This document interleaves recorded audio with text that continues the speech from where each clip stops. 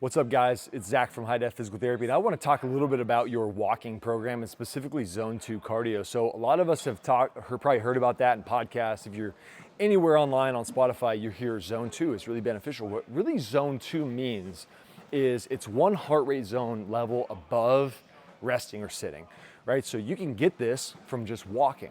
And it's very good to get, 60 to 90 minutes 2 to 3 times a week of Zone 2 cardio, especially if you're an office worker. So we see a lot of people go out and do their walks at lunch, go out, walk your dog after work. And one of the things that I want to talk to you about is working on making sure that you're getting the most bang for your buck during those walks that you're already doing. And if you're not doing them, going out to go do them.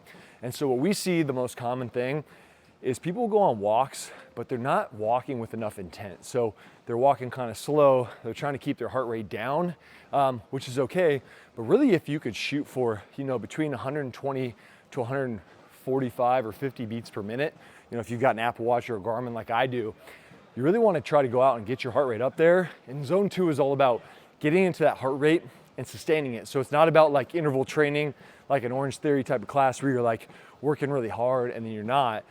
But I want to make sure that you're tracking your heart rate and you're walking fast enough. So right now I'm at 111 beats a minute, so I'm slowly climbing up to the zone I want to be in. I like to be in like 130 to 150. You should be able to talk, but as you can hear, as I start to go, my breath is going to try to catch up. After I do this for a while, I'll stabilize. It'll be easier to breathe and talk.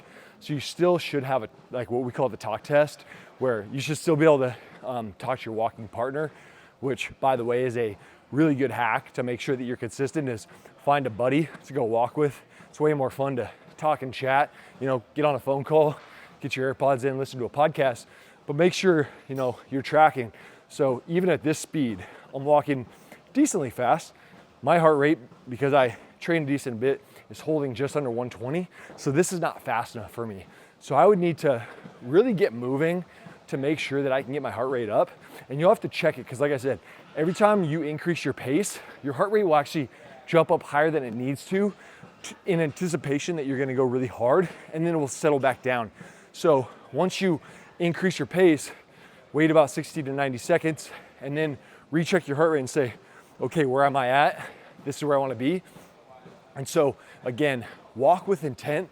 Make sure you guys are moving and not just sauntering, and you'll get way more bang for your buck out of this.